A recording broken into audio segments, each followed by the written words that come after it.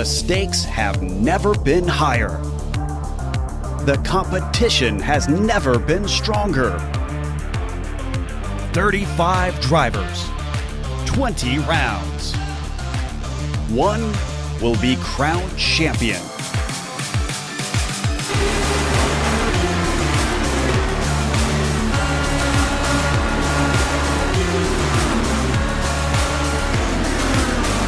Competition, commitment, excitement.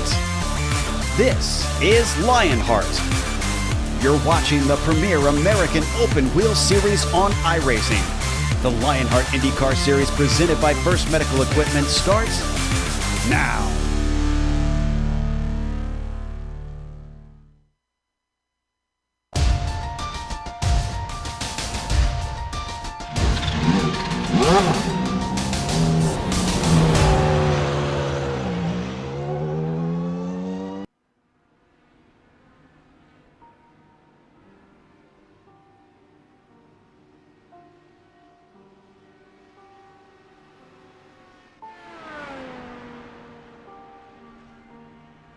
We're all gamers, and HyperX is always ready to game. Competition, commitment, excitement. This is Lionheart. From Long Pond, Pennsylvania, it's time for the Global Sim Racing Channel's Round 11 coverage of the Lionheart IndyCar Series Season 8 Championship presented by First Medical Equipment. With 10 races down and 10 races to go, Sage Karam has shown himself to be the man to beat for the points title. 4 wins has helped the real-world IndyCar driver to the top of the Lionheart standings despite missing 2 races already this season. But with the real-world Indy 500 appearance in this topsy-turvy year that we've got going on, just a handful of days away, yes, in August, even if Karam is able to fit in, and it doesn't look like he's here, today's contest into his schedule, his ability to prepare for this event in question would seem to make him vulnerable. The tricky triangle is a staple of any Lionheart schedule, and the series organizers picked it to kick off the second half of Season 8. It's a place where active drivers Andrew Kinsella, Chris Stouffer, and Jake Wright all have victories in previous campaigns. There is no shortage of drivers with legitimate chances to win here this afternoon, including Connor Harrington, who sits second in points, and with Sage Karam not here, stands to gain big. With that, it's time for the HyperX Pocono 200 and all the simulated Dallara IR18 action from Green Flag to the Victory Donuts streams your way right here on iRacing Esports Network and GSRC. Good health, peace, and welcome to another GSRC broadcast, the Sim Experience Countdown to Green. Over these next 15 minutes, GSRC will bring you all the storylines, all the stats and facts you'll need to appreciate the HyperX Pocono 200.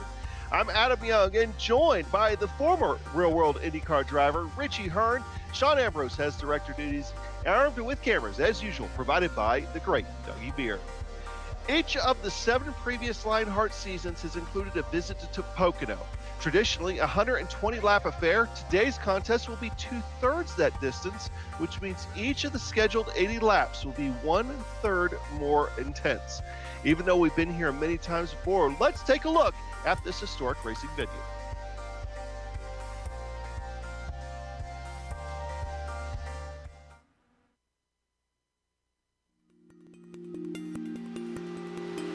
Pocono Raceway in Long Pond, Pennsylvania is probably one of the most unique oval tracks in the country and has a long and storied history of racing. Opening in 1971, they wanted this place to be different, so why not make it have 3 turns? That's right, a triangle. But isosceles triangles are boring, so let's model each turn differently with different radiuses and banking. So around here, you have this incredibly long front straight, known as the Long Pond Straight, 3,740 feet long and 100 feet wide. It's known for the incredible fanning out that happens in starts and restarts, but you have to get it sorted before you get to turn 1. Turn 1 is banked at 14 degrees, modeled after the old Trenton Speedway. It gets tight quick, and you need to pick the right line to be fast here. Your lap depends on it. Turn 2 is banked at 9 degrees and inspired by the Indianapolis Motor Speedway. It's fast and quick, and if you hear somebody refer to the tunnel turn during the race, it's turn 2 they were talking about with the tunnel to the infield running underneath. Turn 3 is only banked at 6 degrees, and it's modeled after Milwaukee. It's long and sweeping, almost feels like it won't end before you jump back onto that truly endless front stretch. Pocono is most known for stock car racing, but it was originally designed for open wheel racing, and USAC Kart and IndyCar all had tenures here. Today we race on the new version of Pocono and iRacing.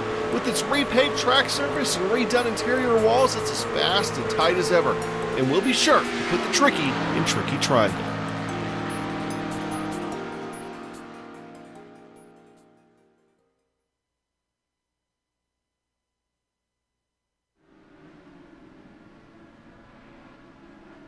All right, so Richie, of course, Pocono, one of those places that is famous just because of the shape and everything else.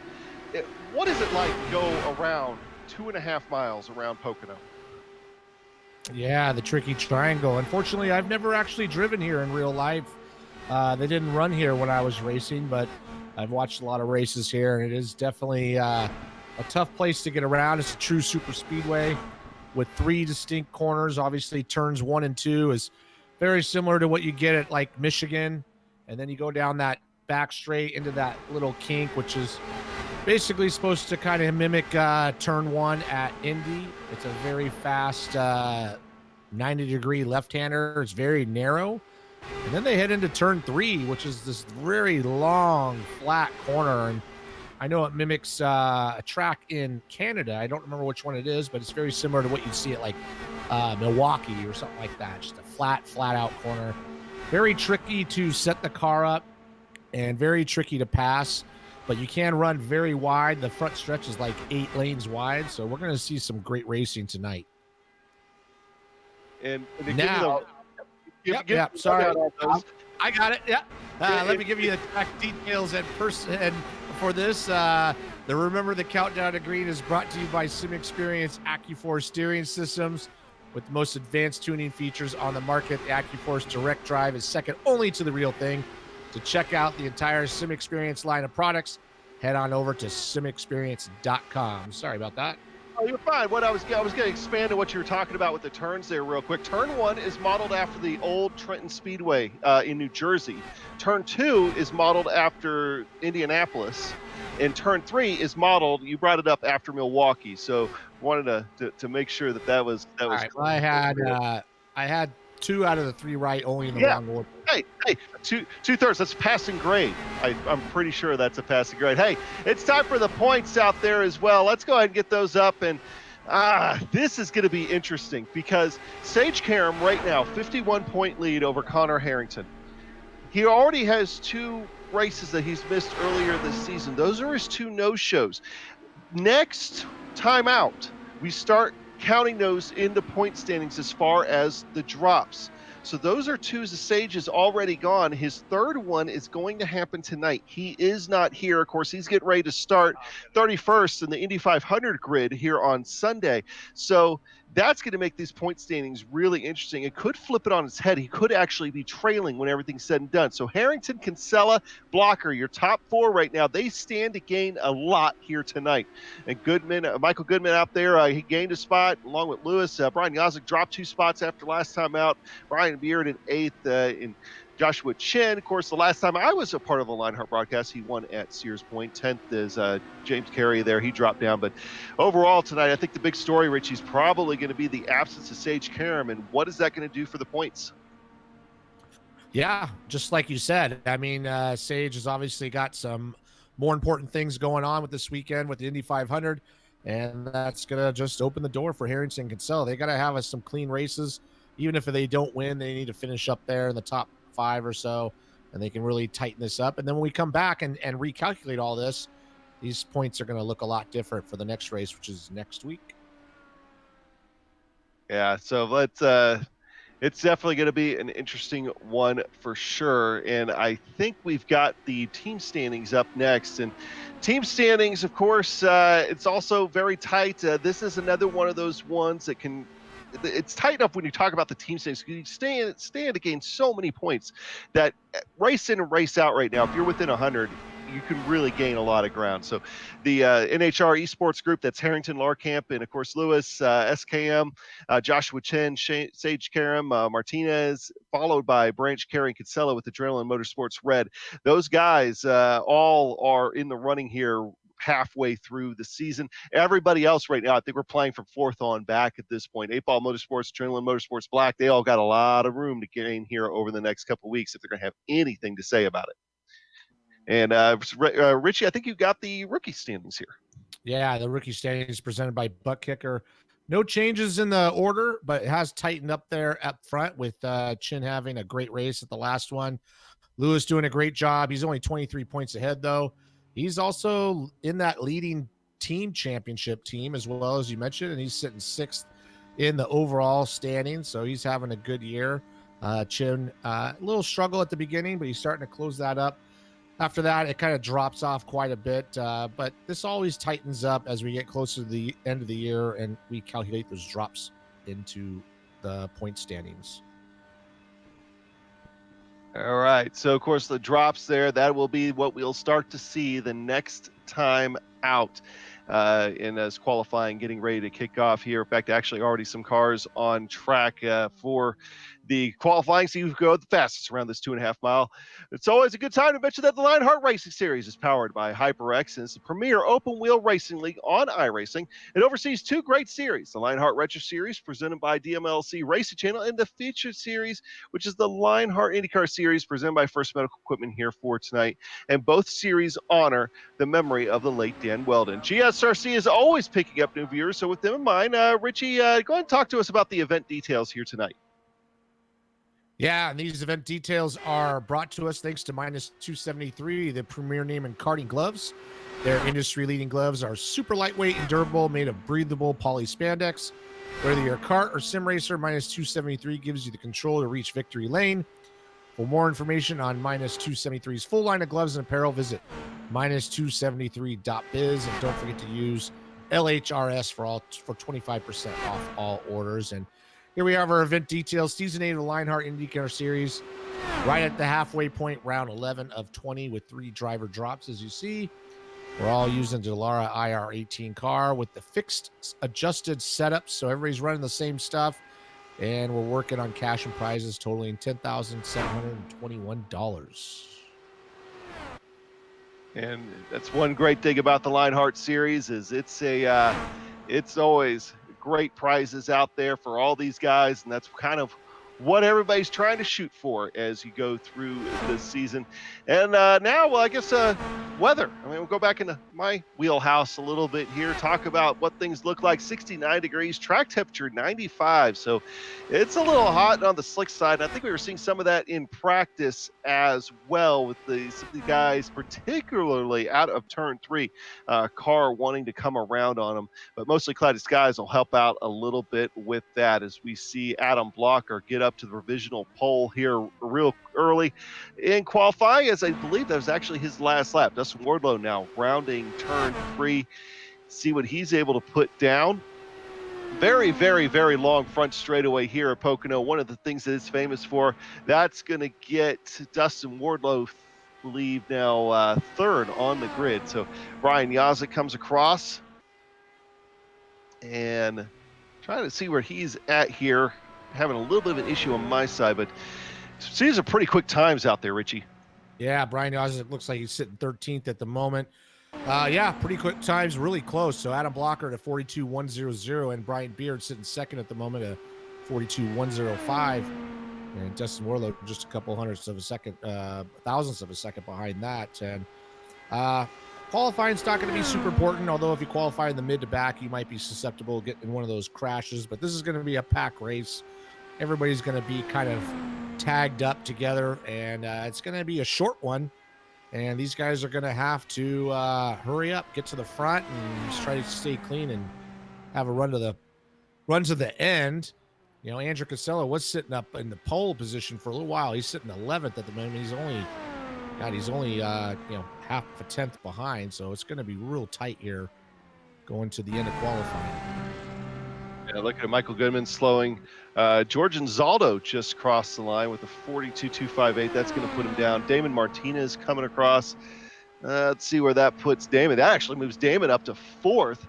Mike Rigney now on track, going through turn 3. Interesting turn 3, man. You really could sling that car across there. And he's just coming down as qualifying is officially over. So we could go ahead and head over to that grid. And on the poll here for today, we can officially say it. That is going to belong to Michael Goodman, or excuse me, Adam Blocker. Connor Harrington's going to start alongside him. Brian Beard in 3rd. Damon Martinez in 4th. Dustin Wardlow in 5th. Nathan Lewis in 6th place here and outside of row 3. Inside of row 4 is going to go to Stephen Larkamp. Chris Lanini in 8th position. Row 5 is going to belong to Christopher and Ron Hacker. Yeah, starting 11th will be Ken Hacker, and right next to him will be Michael Goodman in 12th. Starting 13th and 14th will be Andrew Kinsella and Joshua Chin. That's a powerful group right there. Starting 15th will be Jason Galvin, and next to him will be Jake Wright. 17th and 18th is going to be Mark Cohn and Tyler Groff. And starting 19th and 20th will be Brian Yazik and Brandon Lincoln. All right, so now into the back half of the grid here, and I'll just round it out real quick. Joe Branch in row 11, alongside him will be Jay Brandt, Samuel Ryman, and Tony Showen in row 12. Row 13 is going to belong to James Krahula and Brian Carey. Row 14 is George Anzaldo, Bart Workman. Row 15 is going to go Scott Holmes and Adam Frazier. And the last two guys out there will be Scotty Johnson and then Mike Rigney, who did not set a time. They will be starting in row 16 and shotgun on the field. So the guy, of course, this is the newer Pocono, so we do have that sideways start that these guys will be having here for today, and you'll be seeing them pull off. The interesting thing about this, if you're unfamiliar with this format here as far as starting the race, that you're able to pull off pit road, you're able to just put the hammer down, get off pit road as fast as you can. And on some of the newer tracks that have this, you actually need to in order to get the field formed up, but that will not be a problem here at Pocono, as we'll have a 2.5 mile pace lap before everything is said and done. And before we set these guys going on here into green. Now, here in a little bit, we will sounds like we'll actually be able to talk to our current points leader and who's running the Indy 500, Sage Karam. Well, actually, we'll go ahead and talk to him now. Sage, hey, buddy. Unfortunately, can't be here today, but you got bigger things on your plate. 31st, start 31st in the Indy 500 on Sunday. I saw on your Instagram you're really looking forward to it. You feel like you got a fast car. Yeah, I hope so.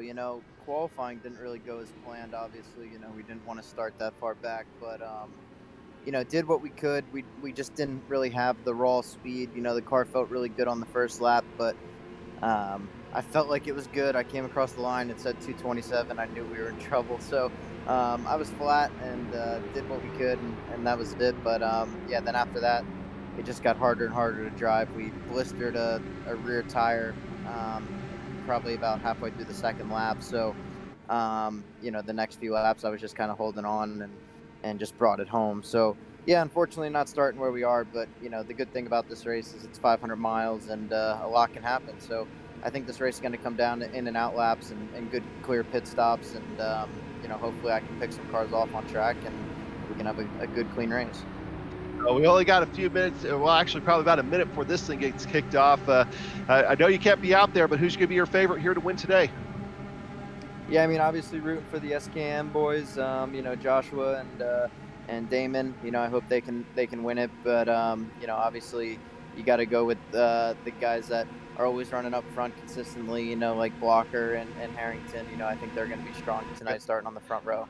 There we go. There's Adam Blocker. You mentioned it right there. Stick with us here for a minute. Adam Blocker getting a great jump here as we head down the long front straightaway. Connor Harrington already have to play the defensive here on that chrome machine of Brian Beard. Brian Beard's going to take a look to the outside of Connor Harrington. And going to fall in line there on the exit of one. Get side by side here with Damon Martinez, Nathan Lewis. That'll sort itself out with Nathan Lewis getting the front. And they are away without incident through turn one. The battle for the lead is on, though, as Connor Harrington looking to the outside through the tunnel turn, carrying that momentum through, not able to really do much with it. Turn 3 is another place where you can really get that momentum swinging on the outside, but might be a little bit too early in the race for that. Adam Blocker is going to be able to shut the door on him, but that long straightaway plays a role again. Connor Harrington swings to the outside, over under. He'll have the inside look going into turn 1. Brian Beard's going to be trying to follow him. Damon Martinez right there as well. Relatively calm start for the kind of things that we normally see here at Pocono, Richie. Yeah, everybody did a good job kind of lining up, but Connor Harrington was very hungry to get that lead. As you mentioned, as they go through turn 3 with those new tires, able to run that bottom line, as Adam Blocker showed. But as we get longer in the run, the tires burn off. You're going to have to move up a little bit. But Connor Harrington be able to take the inside line into 1. Now as he heads through 3, he's going to gap the field a little bit as Adam Blocker is struggling a little bit to kind of hold off the people behind him. They're all kind of ganging up on him with Christopher right behind him. And they're going to go line astern as they go into turn 1 and, well, just turn 1, not turn 1 and 2. And Sage, let me use your experience since you're here, buddy. As far as taking the real life IR18 here at Pocono, I know you've been able to run a few races here. About how long before those tires really start to fall off in the real IR18? You start to see some of these guys spread out. Yeah, I think it's going to be about 10, 15 laps. It's the same story here in real life at Indianapolis. When they're fresh and they're good, you're going to see guys really pushing the issue. There's going to be a lot of guys trying to go for it. I think even more now than years past. I think you're going to see guys taking a bit more of the risk even on the race start, just because they know track position's a premium and the tires fall off quite quickly. So I say about 10-15 laps, and then you'll see them start to spread out a little bit, and then some guys that can manage the older tires are going to start making some moves. Well, hey Sage, I want to thank you for stopping in and saying hi to us, and good luck in the Indy 500 and that Wix Filters IndyCar. We'll be looking for you there. Yep, thanks guys, have some fun.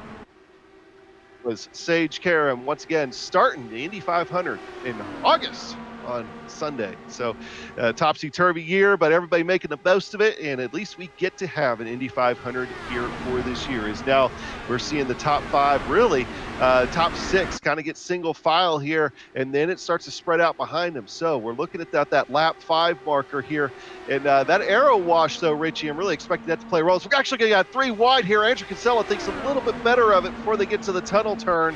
That was going back to about 10th place. So that's that battle here looks a little bit more exciting. But Richie, arrow wash is probably going to play a big role here today.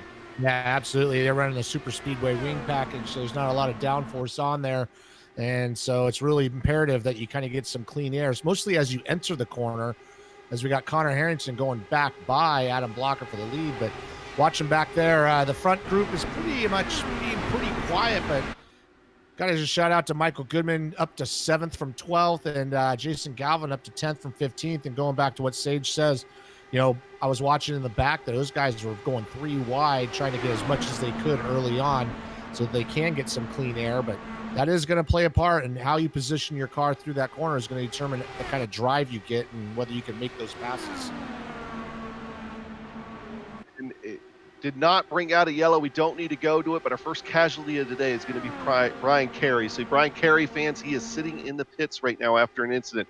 Connor Harrington, though, does have at least a little bit of a run there over Adam Blocker. He's able to stave off that advance going through turn 1. But looking back a little bit more, these guys, Hyper out there, and speaking of Hyper, let's go with the HyperX onboard with Andrew Kinsella. He is taking that car and he's doing the best he can. It seems like he's the one that really kind of got affected by the arrow wash when they tried to go 3 wide there a minute ago. But just hanging on out there here right now, Richie. Yeah, if you can watch him in the corner, you can see as he goes to the corner, and especially when he's going through the kink, he really had to feed a lot of steering into the car. So that's that arrow washer kind of catching you out, and he's got to get to the front because this is a good day for him to make up some points on Sage, who's not here. So he's sitting in that kind of that danger zone right about 11th spot, and he's working hard and trying to get by those guys, but he needs to move up if he wants to have a good run here at the end. Don't forget, whatever you play, however you play, HyperX knows we're all gamers. Use promo code Lionheart15 at HyperXGaming.com. And now we jump on board the 39 machine of Mark Cohn That's Espo Designs onboard camera, and you can get yourself a racing identity. Visit at Espo Designs. Mark Cohn right now, he's sitting in 17th. He's shown some speed, especially this year. This has really been a breakout year for Mark Cohn. Can happen to a nicer guy, but not exactly where he wants to be here at the very moment.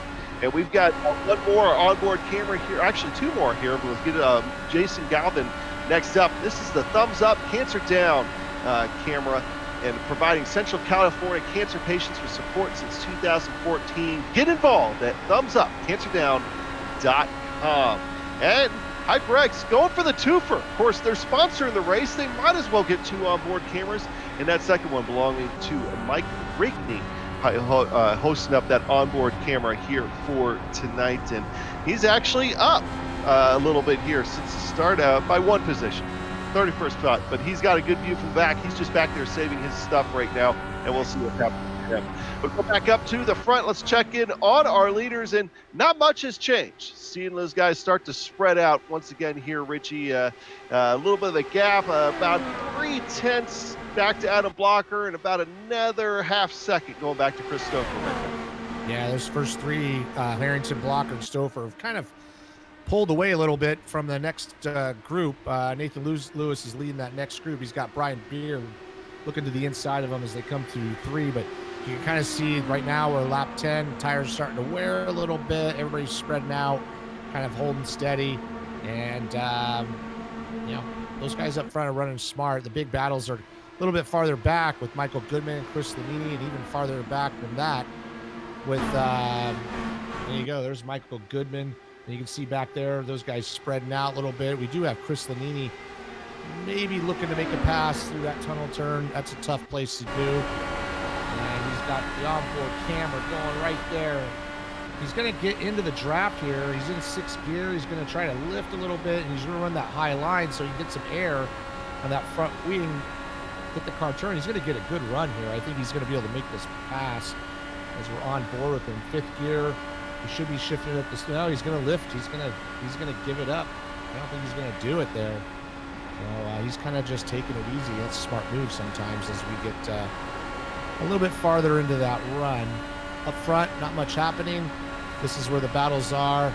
Michael Goodman, Chris Lanini, and even a little farther back with Joshua Chin and Jason Galvin did a good job getting by those guys. So let's go ahead and throw out that race analysis. Of course, we run 80 laps here for today. We're looking at 25 lap fuel stints, and 20 incidents will get you DQ'd. And of course, minus 10 points as well. As the lead starting to get exciting once again, Adam Blocker all up under the rear wing now of Connor Harrington. Not able to do anything with it right there, but that also drove Chris Stouffer back into the fight, at least momentarily. And that gap, maybe to try to close up again. He's got at least one more shot here next time down the front straightaway. Yeah, he had a really good run going into three. He had the inside line, wasn't able to make it happen, but you saw him have to really back off as they entered one, and that brought Chris Stouffer right into the mix. This is starting to tighten up a little bit. I think Adam Blocker's, he's fallen back, but I think he's trying to set up a move. You want that clean air so bad, and that's what Connor Harrington did a good job at the beginning of the race, was just to take that position and just be able to run up front. One thing I just noticed, of course, is that we went from having a cloud over most of the racetrack to now sun. And these cars, Richie, they can be pretty temperamental as well, can't they? Yeah, I mean, it's more just the track temp goes up so fast when the sun's showing, and we get that cloud cover, and all of a sudden it cools down, and everybody's happy. Man, we're going 3 wide through that tunnel turn just a second ago. Sorry, don't need to go back to it, but I was watching his Chin, Galvin, Larkamp, and Kinsella. Man, these guys are racing hard. Kinsella's down on the curbs there. These guys are running pretty hard. Josh Chin made a good move to get around Jason Galvin. Now they're all stacking up, as you see on the screen, going into turn 1.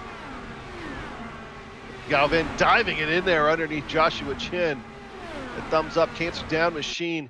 Gonna have a good run here off the corner, but so is Joshua Chin, as they're gonna remain side by side possibly here as they approach the tunnel turn. Caution is on the speedway. Let's see if we can find it here. Here it might be Tony Showen. And we get the replay going here. See what happened to Mr. Tony Showen going into turn one. It looks like here it might be ahead of him. He just washed up and just kind of slapped the wall at the exit, all on his own. That a little bit of aero wash there, and then really slammed the inside wall. And that's going to be the end of his race, unfortunately. But this should bring everybody in for some pit stops. And we'll get those pit stops here in just a moment as the field forms up behind the pace car. Connor Harrington, of course, in the lead of this thing. Adam Blocker in second, Chris Stouffer in third. And as they actually were only about 9 laps away from the first round of pit stops without the caution. So we were about due for it here, but this could be a good chance for maybe some of those guys in the back, maybe try to gain a spot or two on pit road. So hitting the box is going to be key here early on, because looks like here so far, track position is going to be hard to come by, Richie. Yeah, it is very hard to come by. And what we're going to see is not only pit stops, but that restart is going to be mega as those guys go into one and then back down into two on the backstretch. And that's looking here now, and everybody seems like they got away from everything as well. And while we got a moment here, while they finish rounding turn 3, Richie, noticing, obviously, we ran the Retro Series race here probably about 2 months or so ago, and we never could get away from each other like these IndyCar guys are here today. Yeah, they the Retro Series, the cars kind of really, the setup they had, you could run together the whole time. Obviously, these cars are much faster, and they're carrying a lot more corner speed, so and a lot less downforce as well. So that's kind of the biggest difference. And I think I'd like to see a full run go to see how people handle it as they get closer to the end of a run, and hopefully we'll see that in the next 25 laps. Everybody starts to make their way to their pit box. Connor Harrington is in, Adam Blocker is in. It looks like everybody hits their marks in the top half of the field. Cars go up on the jacks. Seeing people pull away. Looks like Connor Harrington's going to get away first. Adam Blocker slow getting out, though. Chris Stouffer's going to get by him. Nathan Lewis is going to get by him. Adam Blocker here is going to fall back to 4th position. No other incidents coming off pit road, as now the field will reform up back behind the pace car. Unfortunately, we do have some bad news to bring you here for tonight, and it was about a dear friend of many people in the Lionheart Racing Series, and many a friend here too on iRacing in general and here at GSRC. But Bryce Whitson, unfortunately, lost his battle with leukemia earlier on today. And I think the best way to say it is just to read the quote directly from Bryce's wife. She says, "After a 3-year battle against leukemia, I lost my best friend and husband, L. Bryce, today. He had been through so much: chemotherapies, transplants, infections, drug side effects. He always was willing to keep fighting no matter what. Today, though, he gave it his all, as he always did.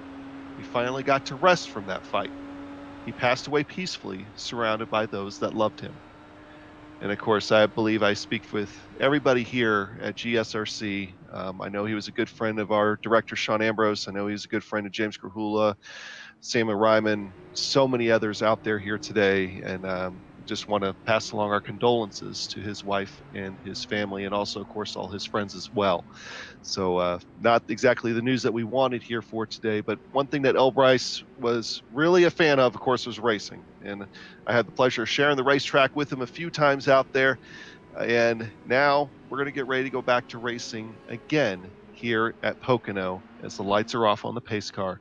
But of course, everybody doing so with heavy hearts.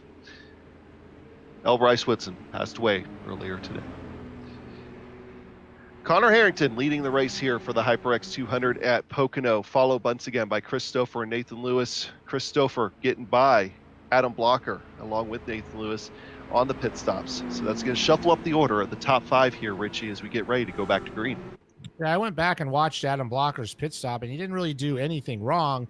He just, because Connor Harrington was right in front of him and he had to go through him to pit, he kind of had to hesitate, and that's really all it took. That little hesitation getting to his box just lost him 2 spots. So Like I say, it doesn't take much to lose anything on pit road, and that's probably the easiest place to pass people if you can do it right. He's going to have to, have a really good restart. I think we're going to see some crazy stuff here happening as we're already almost, a fourth of the way through this race. Of course, in years past, we've done 120 laps around here. This year, we're doing 80. So, as far as experience, maybe any kind of fuel saving type of stuff or any kind of numbers that these guys have had in the past, we kind of had to throw those out the window, haven't we? Yeah, this is pretty much a sprint race. This is not an endurance race like a 500 mile or anything. So, it's going to be get what you can get right away because the laps are going to go by fast if we go green. Right. Well, once that pace car pulls off, you're going to get the green flag pretty quick right after. And Connor Harrington already on the hammer. He is away. He gets a big jump over Christopher. But this is kind of like restrictor plate racing. That big jump, you may not necessarily want that right off the bat here. But Nathan Lewis is going to go ahead and try to challenge Christopher from the outside. That's going to hurt his entry. Oh, he actually clears Nathan Lewis. Christopher's going to swing to the outside. He's got a good look on the outside of Connor Harrington as they head toward the tunnel turn. He's bringing Nathan Lewis with him, and don't look now. Here comes back Adam Blocker. Yeah, Christopher got a really good run and then picked up the draft of Connor Harrington, was able to get side by side, although wasn't able to hang with him through the tunnel turn there in turn 2. And with those fresh tires, Connor Harrington's going to be able to take the short way around. He's going to take that position. But Stouffer's, I think, is going to take this position going into 1 as he goes to the outside. Connor Harrington makes him go to the outside. We're going to go side by side into 1. Look at that shot. Everybody kind of spreading out. And here we go. Everybody's kind of trying to get what they can get. Nice job by Connor Harrington. Ooh, Christopher's going to be able to do the crossover. Now he's going to have the inside going into turn 2. And I think he's going to get it here. Adam Blocker wasn't really able to do much. He's sitting there in that pack right behind him. It seemed like Connor Harrington really scrubbed a lot of speed trying to keep the car down and coming out of turn 1. And that really slowed up that entry going down that straightaway there. That allows Christopher in that teal and chrome Adrenaline Motorsports machine to take the lead. Go past the start-finish line that they have here at Pocono. Connor Harrington gets a good run, though. Going to try to take that back here going into turn 1, and indeed he does clear him. Steven Larkamp, by the way, setting the fastest lap of the race so far, all the way back there in 11th position, as things finally start to go a little bit more single file, but the battle's still on for the lead as Christopher says single file. No, we don't want none of that. We'll go ahead and take that right back from you, Connor. As right now, probably one of the better things they could actually do is keep swapping the lead like this, huh, Richie, and kind of leapfrog a little bit. Well, the problem with going on the inside into turn 1, as Connor Harrington has seen twice, is that you go into the bottom, but then you slide up and you have to get off the gas, and the other guy has the run, and that's really given Christopher a little bit of a gap over Connor Harrington. And if these guys can play nice, they might be able to gap third place of Adam Blocker and Nathan Lewis. But the draft is so strong, I don't think that's going to happen. As you can see, that swarm of bees right behind them. Although Christopher doing an excellent job getting a little space on Connor at the moment. A little bit of breathing room didn't hurt anybody, but one guy that doesn't have any breathing room at all is actually, let's go back here to Andrew Kinsella if we can, back in position. He's going to hold off. Steven Larkamp extra the contact. Do they get away with it? I think Steven Larkamp's going to lose a few positions. His armor. Yeah, oh, no, he's hurt.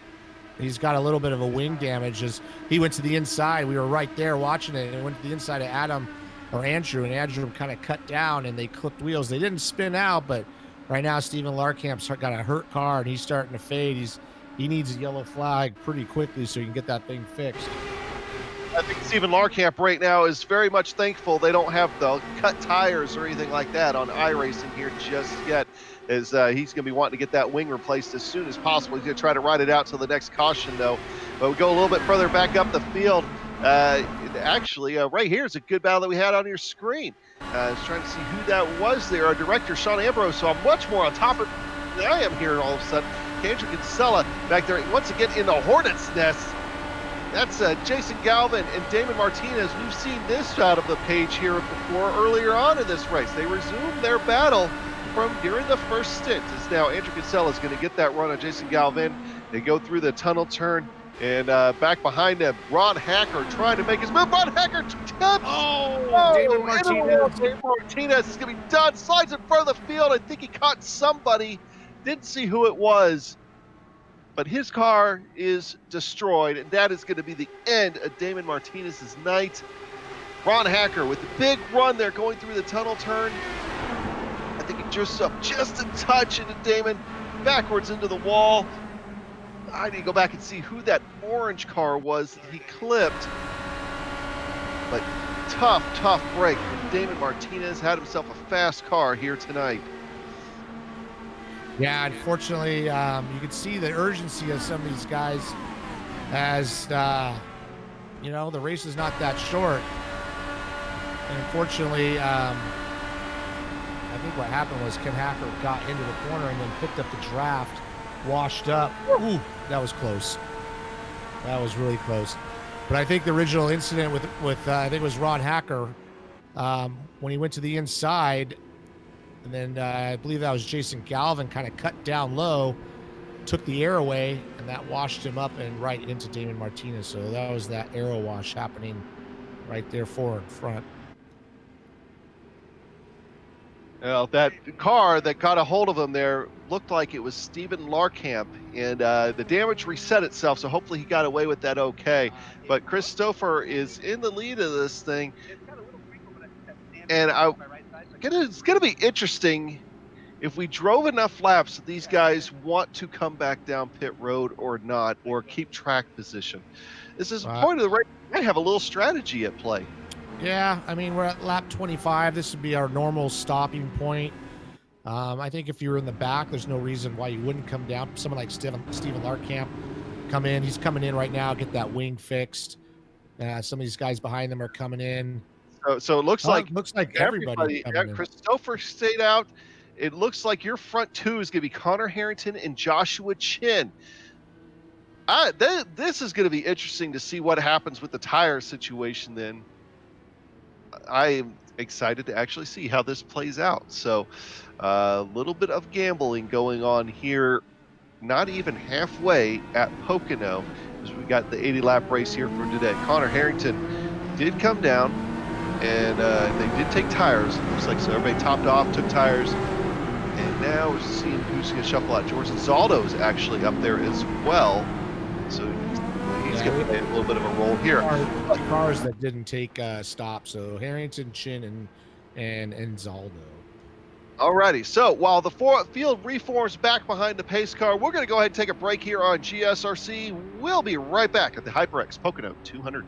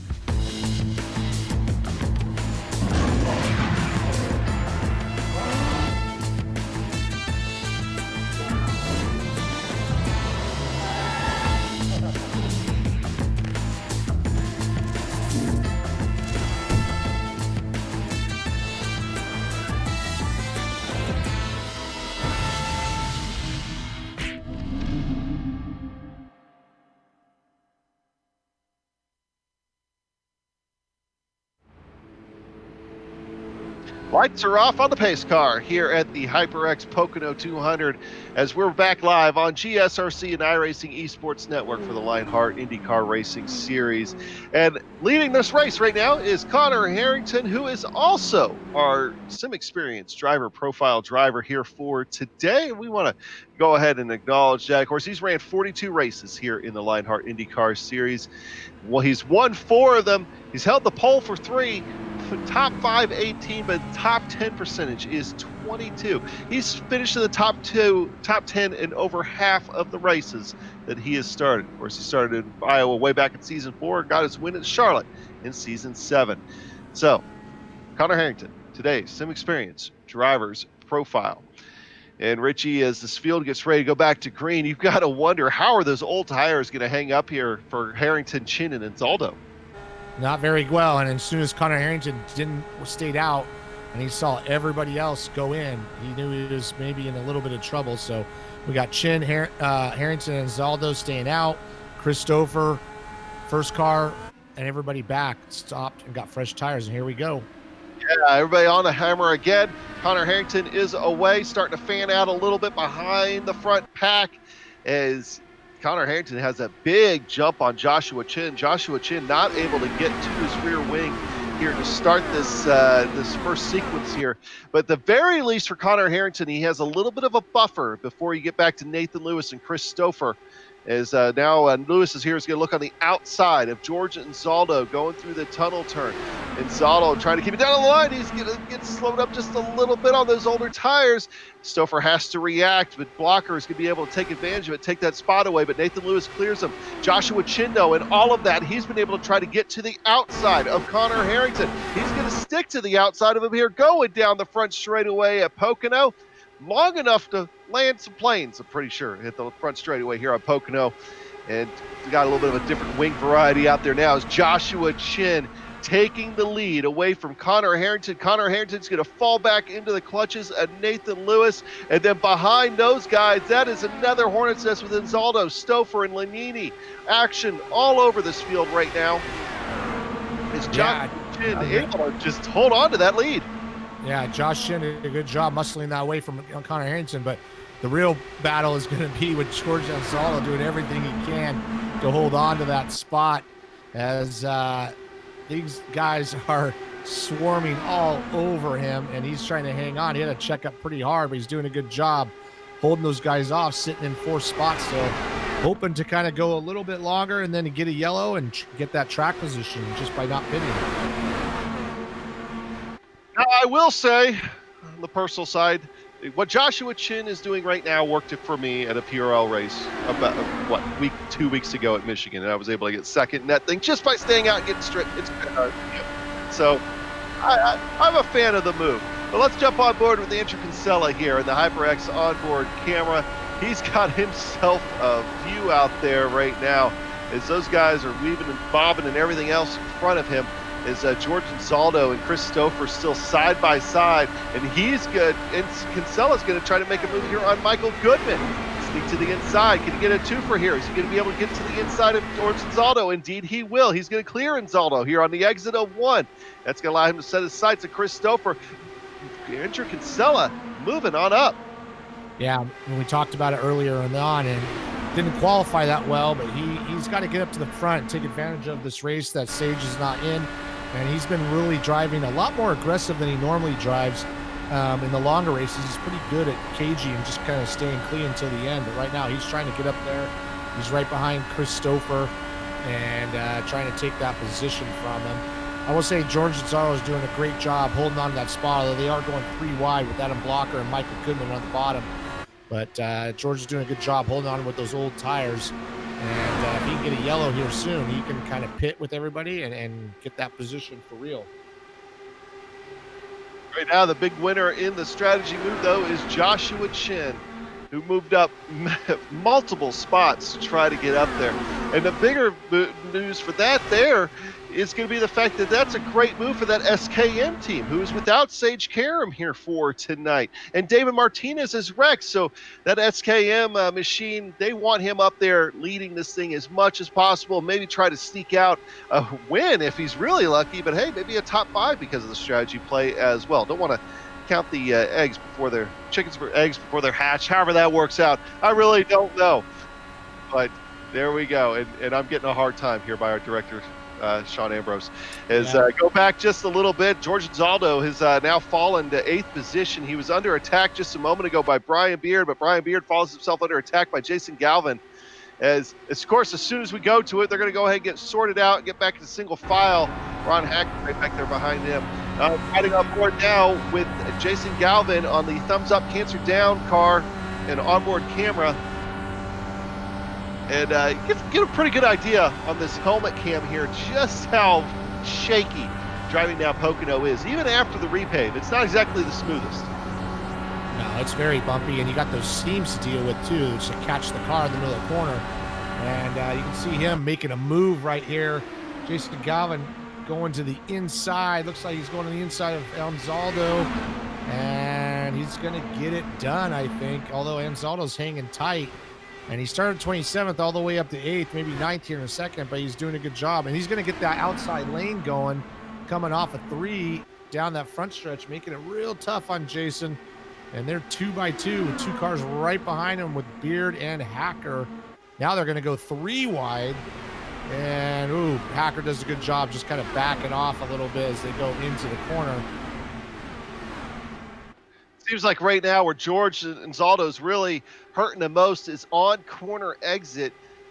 But so far, like you were mentioning, able to at least hang on to his spot in the top 10 as they are getting back to playing it safe. But I think here coming out of the tunnel turn, we'll start to see some more moves made.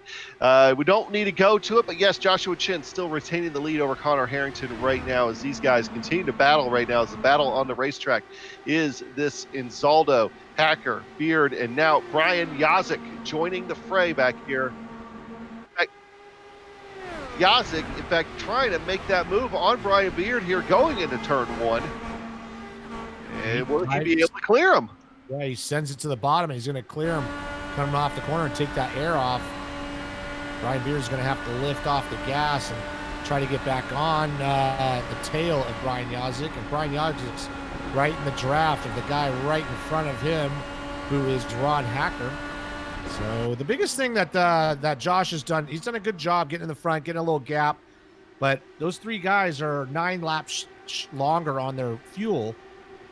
And if these guys have to pit under green, the lap is long enough to where you're not going to lose a lap, but you are going to fall way behind. So these guys are really going to be hoping for a yellow flag in about 10 laps or so. I imagine either a yellow flag or we go green to the end, but we're not going to go green to the end. Car upside down going through turn 1. Who is that flipping? Tyler Graff.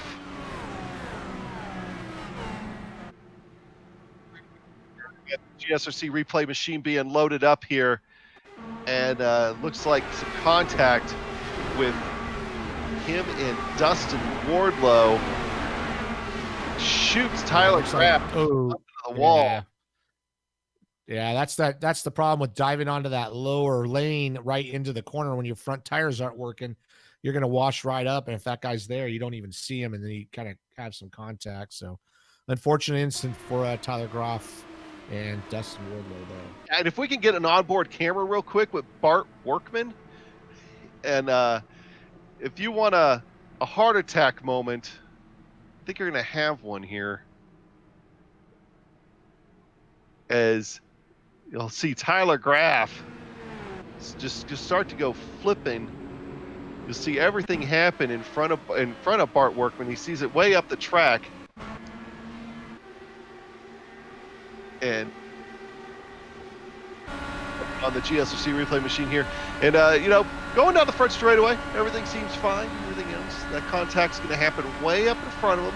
You'll see the little black specks. One of them's going to go shooting toward the outside wall. Wall launches him. Tyler Graff starts tumbling, and then whoop, right over top of Bart Workman there. So, as usual, the action here at Pocono is fast and intense. Yeah, you can really see how far away that actually was happening. And by the time he got there, he almost had no time to react, and he was fortunate enough to just go right underneath him. It shows the speed that these guys are traveling through those corners. Now the question is, will everybody come down pit road again and even out the strategy? And it looks like they are. Yeah, it looks like everybody's Anybody going to getting pit. saved out now? We have a couple staying out. We do have a couple staying out. Sorted out here in a minute. We're going to look here right now at your leaders coming down. Joshua Chin with the track position strategy move to stay out on the last caution. It might very well work out for him here. He is up. He's getting the tires. So And we got 3 cars that stayed out. We got Brian Beard, Ken Hacker, and James Krahula. Those guys decided to stay out, and they're going to shuffle to the front. And we'll have some other people that are off sequence. Lap 39 of 80, so we're getting not too far away from halfway, and then maybe one more pit stop after that. I imagine that they took notice of what Joshua Chin, Connor Harrington, and George Zaldo did and figured, you know what, we're going to go ahead and try to make a little bit of a move here. And that's what they're planning on right now, is work our way behind the iRacing pace car once again, as I believe this is now our 3rd caution of the day. Incident involving Tyler Graff and Dustin Wardlow bringing this one out. Pit stops are all now completed as Joshua Chin, Connor Harrington, and Nathan Lewis retain their order, but obviously lose the spots due to the cars staying on the racetrack and electing not to come down pit road this time by. Now, we will see if they maybe will try to wait till the back end of the caution. Maybe they're thinking long term and maybe some fuel strategy here, but I have a feeling this is a track position play here. And it makes sense, I think, for Brian Beard, especially. Brian Beard showed he has a fast car here today. Well, it worked for Chin and even and Zaldo. Those guys were kind of stuck in the middle of the pack, if not farther, and they were able to hang on enough. So sometimes if you just can't make the moves on the track, you got to do something different than the leaders. And it might work out for them if they can get a yellow at the right time and get that track position. It's much easier to pass them in the pits than on the track. That is proven very true here for today, because even if you can complete the pass, there's a pretty good chance they're going to get right back by you. Lights are off on the pace car. We will go back to green here this next time by as Brian Beard leads the field for the first time today, followed by Ken Hacker and James Krahula. I think now, for me, I'm still going to have my eyes on Joshua Chin. I mean, now he's got fresh tires. Now he's got the track position. He's got his first win out from underneath him. I mean, that's always your toughest one to try to get. It's probably that first win. And he's got that done at Sears Point just a few weeks ago, and now stands to be the first car on fresh tires here as we come back to the green flag in just a minute. So now he's going to have a chance to see what he can do as far as cutting it up and trying to get back up there as well. But he got a lot of tough competition behind him with Connor Harrington, Nathan Lewis, and Andrew Kinsella. Andrew Kinsella here, Richie, he's been one guy. I mean, he's really been making moves here the last couple laps. Yeah, he's been pretty aggressive trying to get those spots every time he can. Started 13th up to 7th at the moment. I think he's got a faster car than that, but same thing with Josh Chin, 14th to 4th, although he's really in the first position if you take these 3 guys out who didn't pit. And yeah, going off that confidence of getting your first win, and now Josh can just maybe run a little bit more aggressive now that he knows he can do it and try to move up in the point standing. He's really battling with Nathan Lewis there for that Rookie of the Year championship, who's right behind him a couple spots back there. All right, pace car getting ready to pull off here. And once again, once it pulls off, we'll get the green flag pretty quick. Brian Beard probably going to try to get a big jump here. And indeed he does. They fan out behind him, trying to leave Ken Hacker back there somewhere to fight as James Krahula back there as well. Fanning out real big. I think we're going 4 wide. Back for about 5th position. Connor Harrington, Chris Stoper, Michael Goodman all involved in that one. They'll try to get themselves sorted out. They'll get back to a little bit more single file here. Ken Hacker gets slowed up a little bit as they come out of one, but he's got a big run on Brian Beard. Ken Hacker going for the lead of this race as Joshua Chin trying to fight for third now behind Krahula. Krahula's going to get hung to the outside on the outside of the tunnel turn. Will Joshua Chin be able to get up in front of him? He will clear him. He's going to get the deep dive into turn 3. Those fresh tires already playing a role here for Joshua Chin. He's got his eyes set on Brian Beard. He's going to get the run on Brian Beard heading down the front straightaway as they're going to get the run on as well. Trying to get back up there. Ken Hacker might get swallowed up here as Joshua Chin's going to go back to the lead. Yeah, Josh Chin really taking advantage of those fresh tires. Really kind of just muscled his way on the inside of those corners. First Krahula, then Beard, then Hacker. And right to the point. And you can see right behind him, he's trying to bring Connor Harrington, was trying to go with him, but he's got swallowed up. Here comes Brian Beard, or Ken Hacker, going to get the draft on Joshua Chin, but he'd be better off just kind of hanging tight. He doesn't have the tires to hang with him on the inside, so we're going to take that high line. And then not too far behind, Christopher trying to make his way, although he's getting passed right now by Brian Beard. Christopher, a former leader earlier on, he's hanging in there in that top 4 position. Andrew Casella trying to go around the outside of those guys and not able to make it happen. But back behind these guys, man, they're going like 4 wide through turn 1. That's nuts. Yeah, it's the front half of the field continue to weave and bob and everything else, and then it really start to get to be a mess from about 10th place on back, as these guys are just trying hard to get every little position here they can before the tires wear out and things get back to being a little bit more single file. Dropping like a rock right now is James Krahula, and he's going to be back in the mix here in just a little bit as well. Back up front. Oh, here we go. Now these guys are really getting after it. Almost 4 wide. In fact, it looked like Andrew Kinsella got squeezed there a little bit by Michael Goodman. They are able to get themselves sorted out as Brian Beard is going to get in the middle. 3 wide here through turn 1. Nathan Lewis on the inside. Christopher on the outside. They squeeze out Brian Beard. Christopher's going to have the advantage going into the tunnel turn, but Nathan Lewis trying to come back. Michael Goodman now making himself as known here in this battle as well. Meanwhile, while that's all going on back there, Joshua Chin doing his best to try to check out here at Pocono. Yeah, all these guys racing like they are. I was just going to mention it. It's helping Josh get a little bit of a gap. But I do want to mention that Christopher made a power move around the outside of those guys, went all the way around and was able to gain a couple spots. Now he's going to go around the outside of Ken Hacker, and he's going to put him into 2nd spot and try to chase down Josh Chin. He's got the fresh tires as well. And they're once again going 3 wide. Oh, we got to spin off into 1. All right, so trying to see who that is. That's Connor Harrington. And I thought I maybe saw some smoke in front of him just before it happened, but I'm not sure exactly what. I just watched the replay. He got down on the apron, had to slow up, and unfortunately checked up. You're going to see him clip the yellow line. Get a little bit, he checks up, and then Adam Blocker runs right into the back of him, and you can't slow down at that speed, unfortunately, so it's just an unfortunate accident.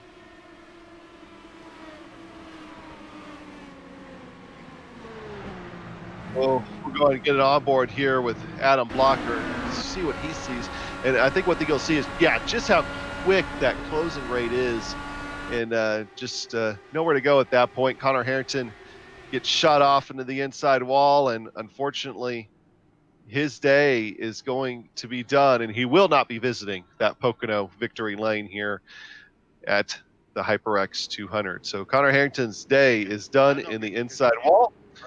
I don't think we're going to see pit stops here this time around from the majority of the field. It'll be more interesting to see if the likes of Brian Beard and Ken Hacker maybe try to pit here in just a moment. We'll at least see if they come around now that they're behind the pace car, if they do that. Yeah, I'd be surprised if anybody comes in except for those 3 who stayed out to kind of get back on the close enough on the fuel strategy. We're working lap 46. We got 50 or 44 laps to go. No, 34 laps to go.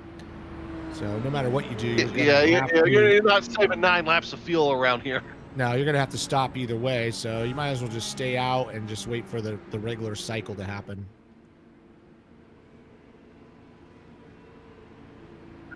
I think that may be exactly what happens here. Ken Hacker, though, acting like he might go ahead and give up the ghost and come down. Brian Beard as well. A couple of guys might come down in the back to elect to get new tires, including Ron Hacker. James Krahula, I expected to come down. And a few other guys in the back of the pack, including Jay Brandt, looks like Bart Workman, Brandon Lincoln, Mike Rigney, and Scott Holmes all coming down pit road. So that will mean Joshua Chin will retain the lead. Christopher second, Nathan Lewis third, and Michael Goodman fourth, Andrew Kinsella in fifth. That's going to be your top five here when we return to Green Flag Racing. Now, Richie, it's so far it's kind of shaped up exactly how to expect a Pocono race. We have a couple of laps where they're really close together. Tires wear off. They start to try to go a little bit more single file, at least in the front. In the back, you start seeing moves still being made. Yeah, I mean, it's pretty normal. Kind of sorted it out at the beginning, then got aggressive. I wouldn't be surprised if we don't see almost a really long run here. Usually at this point, people kind of settle down a little bit, although it is a kind of a sprint race. We're past halfway. I'd love to see it go green the whole way so we can see some green flag pit stops and things, but we'll see. It's pretty aggressive in the middle of the pack. Everybody's trying to take what they can get, and we'll see what happens. Working now lap 47 of 80 around Pocono in the HyperX 200. And this is it's always been a very challenging race here at Pocono, Richie. And I think even when you look back, going back into the Mario Andretti days when they used to run here more back into the 70s and even into the 80s, that these races were always tough. But they say that Pocono is a crew chief's nightmare. Yeah, right. Because you have three corners you got to work on. What's more important? They all lead on to long straightaways. This race as a driver, it's just mentally challenging because every corner is so fast. If you just make a small mistake, you get swallowed up, and then you have to work that much harder to get those positions back. So it does wear you out. And each corner you got to set up just a little bit differently. Although we do have the tools in the cars now that they can play with the weight jacker and the bars, so these guys can tune it as they go, and that could play a big part. As each corner is so different, being able to stay up on those tires would really help you out at the end. And I can tell you from experience driving these IR18s, they are definitely playing with the weight jackers and the front anti-roll bar and all that. So they're doing their best to try to squeeze things out, try to compensate, especially as these things get a little lighter on fuel.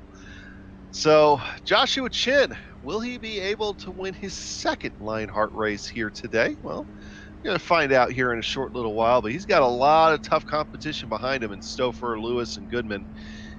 And the top 10 right now is pretty much loaded.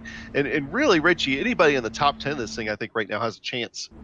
Oh, absolutely. I mean, Josh has done a good job muscling his way to the front, and then he got advantage because those guys are racing so hard that he got a gap. But now he's got Stouffer, who was leading earlier. Kinsella's managed to get back up there. Goodman's run strong, and then Nathan Lewis, who's leading the rookie standings, is right there. And so he's got a healthy group of people behind him that he's not going to be able to just pull away from. Lights, of course, off on the pace car. We'll be going green here this time by. Everybody are already getting single file, starting to fill out that high line here, so nobody can try to get that run on the inside. So the only car on the inside right now is the lonesome pace car as it gets ready to pull off on the exit at turn 3 and head down pit lane. We'll get the green flag here in just a moment. Joshua Chin probably looking to try to get a jump like he has before. You don't want too big of a jump, but you also don't want too little of a jump either. And he looks like he's got a pretty decent sized one. Maybe it might be just the right amount as everybody already snakes down that front straightaway trying to break the draft. Christopher already getting a little bit of a run on Joshua Chin in that draft, but he is having to fight Nathan Lewis, who is just hounding him from behind right now. Going back behind those guys, you got Michael Goodman, Jason Galvin. Jason Galvin up as high as he's been here for today. Andrew Kinsella giving chase behind him as these guys, as Christopher will sneak by. Joshua Chin going into the entrance of the tunnel turn. Already Joshua Chin trying to come right back. Is Nathan Lewis going to try to sneak in there with him? He is not. He's going to stay right in line with Christopher. But Michael Goodman does try to drop down. Caution on the speedway. Once again, it looks like Samuel Ryman involved. Ken Ken Hacker had himself a good day going. Unfortunately, it just went south. And south in a big way for him as he almost went over there. Got the GSRC replay machine loaded up. Get an idea here of what happened. And Richie, this is going to be a tough deal, I think, here between Sam and Ken. Yeah, it looks like Ken was looking to go to the outside, and he thought maybe Sam was going to take the inside. Sam stayed on the outside and just kind of ran out of room and run right in the back of him. And unfortunately, just they're really close right there. I think Sam was going to, I think Ken thought Sam was going to do something else. And that's just unfortunate for both of them. They're both out of the race. Right. We got Connor Harrington right now in the ready for interview room. Let's go and brag down Connor. Connor, unfortunately, you had a good car. Wasn't going to go your way here for today. No, actually, really disappointed there to be involved in that wreck. Even though I caught the apron, I definitely thought I left Adam more than enough room to go to the right and outside of me. And from what it looks like in the replay, it looked like he didn't even try to let off the throttle, and we just got straight up ran over. Kind of a shame, really. We're looking really good in the points, and to get kind of taken out that way kind of leaves a bad taste in your mouth. So we're not too happy with what happened there. I can understand that. Of course, you have a good season here going, but at the very least, the points damage will be mitigated with Sage Karam not here for today. But going into the next half of the season, though, you're obviously gonna be trying to make a run at the championship. But how do you rate your season so far to try to make a run at that championship? Well, I mean, it's been pretty good for the races where we haven't gotten junked. It's going to be kind of unfortunate, though. I mean, we're going to be on drop weeks with 8 races to go, so it's going to be tough. And Sage has won 2 Triple Crowns, so even though he's using his 3rd drop week this week, it's going to be tough to beat him with those 2 double points finishes. I think honestly, it's all but over with the champagne. So, but we're going to give it a go. You never know, real world commitments and stuff like that can shake things up. But this one kind of hurts. Just put myself in a bad spot behind Kahula, and then it just spiraled out of control from there. And it kind of just isn't really great to get taken out like that when it was pretty avoidable. But we'll move on to the next one. Hopefully we'll have a better showing in Iowa, and hopefully park it in Victory Lane instead of on the hauler. All right, well, that was Connor Harrington. Unfortunately, disappointed, understandably, here for today. And with that, we're going to go ahead and take just a quick break here on GSRC, and we'll be right back for more green flag racing action.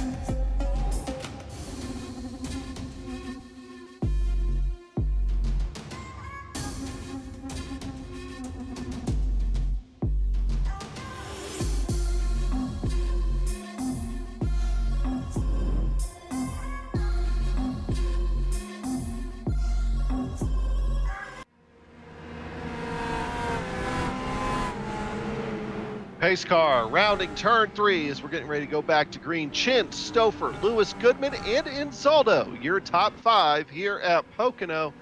And Green Flag Racing getting ready to resume. Joshua Chin has turned himself into a favorite here through the second half of the race with a pit strategy move earlier on, but now he's got his biggest challenge yet. Everybody behind him is going to be gunning for that lead. Chris Stouffer already trying to catch that little bit of a draft. Joshua Chin got the jump once again, but this might not be as good as it was last time. And last time he wasn't able to hold off Stouffer, going 3 wide behind the leaders, a couple of spots. We'll go back to them here in just a minute, but I think Christopher is going to be making a play on that lead. Indeed, here he goes into the tunnel turn on the outside. He makes a move. Nathan Lewis going to try to follow him through. Joshua Chin has a good run off the corner, though, able to at least keep the fight up. Big O Teller will be turn 3. Can he get the outside run here in turn 3? Is he be able to swing up and get that run off the corner down the long straightaway? Indeed he is. And it looks like Chris Stouffer, though, still able to fight back on the outside. This is the stage of the race, too, that we could very well go green the rest of the way, Richie, and this could be plays here for the lead for the win. Yeah, I hope we do. It's Chris Stouffer really putting a lot of heat on Joshua Chin. He's got that outside lane, and eventually that's going to pay off. Right behind them was Nathan Lewis. He was all blocked in, and that left the door open for Michael Goodman to take that spot. Move Michael Goodman up to 3rd position, starting 12th. Nice job for him. Not too far back is Stephen Larkamp, who's in 5th. He had that contact earlier, was able to get that wing fixed. But here comes Chris Stouffer around the outside once again. And Josh is going to make him go the long way around. Eventually, I think that's going to pay off as those front tires start to wear out a little bit and you get that understeer coming off the corner. But side by side, coming off a 2, heading down that backstretch. Looks like Christopher's going to eke his way by and just give it to him. Now we'll see if Joshua Chin is able to come back, and he already is. Like he's wasting no time about it. And Michael Goodman now is in the spot to try to follow him. He's going to go ahead and lag back just a little bit. Doesn't want to get too caught up in that aero wash. Again, probably trying to conserve those front tires. We do know that these guys will have at least one more pit stop here for today. So now it's all about trying to position yourself for that final pit stop. Should it happen under green, give yourself the best possible chance at it. Going like tooth and nail back behind them as well. But we can go back to the, actually, no, we're going to stay right here. Joshua Chin on the attack. He's going to think better of it. All right. While we got the quick second here, let's go ahead and go back to the back half of the top 10 in position 8. Ron Hacker, George Inzaldo, Jason Galvin, and Brian Beard. This is a hornet's nest right here. Going into turn 3, everybody having to get off the gas. In fact, Inzaldo gets really slow. He does not have a good corner entry. Everybody else trying to avoid him. Brian Beard back there weaving back and forth. Can't decide which lane. He finally chooses the outside lane and trying to drag Kinsella behind him. This is as far back as Kinsella has been in a while. He's right on board Jason Galvin, who's at the front of all this, and I'm pretty sure he's happy to be at the front of all this as he's now chasing Ron Hacker. Yeah, I don't know what happened to Andrew Kinsella. He was up there earlier in the top 5. Adam Blocker, obviously, back there as well. But these guys up front are swapping back and forth, changing lead. They're swapping the lead basically twice a lap. Although now Chin is going on the outside of turn 2. Stouffer tried to go the inside, could not hold on to it. And you can see on screen that battle back there as these guys are all racing for everything they've got. Christopher's based over the inside. Michael Goodman nowhere to go. Nathan Lewis hanging in there. Stephen Larkamp right there as well. And this battle up front is not stopping. Joshua Chin going to come back here on the tunnel turn. This time around, Michael Goodman looked like he might be trying to make it a little bit more aggressive move, but they did decide against it. They're just letting Stouffer and Chin right now continue to swap that spot. I imagine if I'm Goodman and Nathan Lewis, I'm thinking about that aero wash and trying to conserve my front tires here at this point. Yeah, I think so too. I mean, there's no reason, if you can just hang with them, there's no reason to go for the lead. But if you're in like Stouffer or Chin, you want that clean air. Chin's got it at this point. And you can see Stouffer had a lift coming off turn 2 quite a bit and gap out Josh or Chin. We're working lap 20 last time they stopped, but we got a few yellow flags, so I'm going to say they'd probably go to lap 30, which would be 10 more laps. That'll put us at lap 69. So one more stop to go. I hope we go green today. Right now, coming to lap 60. Laps are winding down quickly here at Pocono. 200 miles goes pretty quick when you're flying down the front straightaway, going almost 220 miles an hour. And that's how fast that entry into turn 1 is. And you really don't even slow down below 200 miles an hour all the way through turn 1, even if you're on the outside like Chris Stouffer was. He is continuing to fight for that lead. Looking through the field, seems like it's a little bit less crazy back there than what it was a minute ago. The action's still up front with Joshua Chin and Chris Stouffer. Yeah, everybody kind of sorted out a little bit. We got some battling here with Adam Blocker in P11, and he was our pole sitter, and getting by George and Zaldo there. And these guys are racing hard, but you can tell the tires are starting as they're not able to make quite the moves they are making. Jake Wright doing a good job, although he started 16th. He hasn't really made any moves. He's still sitting in 16th. Probably the biggest mover, I would say, is George at 27th to 12th. And a lot of that was picked up by not pitting that one time, so that's worked out for him. Riding on board now with George and Zaldo. And, you know, and he still is able to charge up there. See him now. He's trying to pick up one spot here, trying to come out of turn 3. I don't think he's going to be able to clear Limkeman. Yeah, indeed he's not. He's going to slide in front.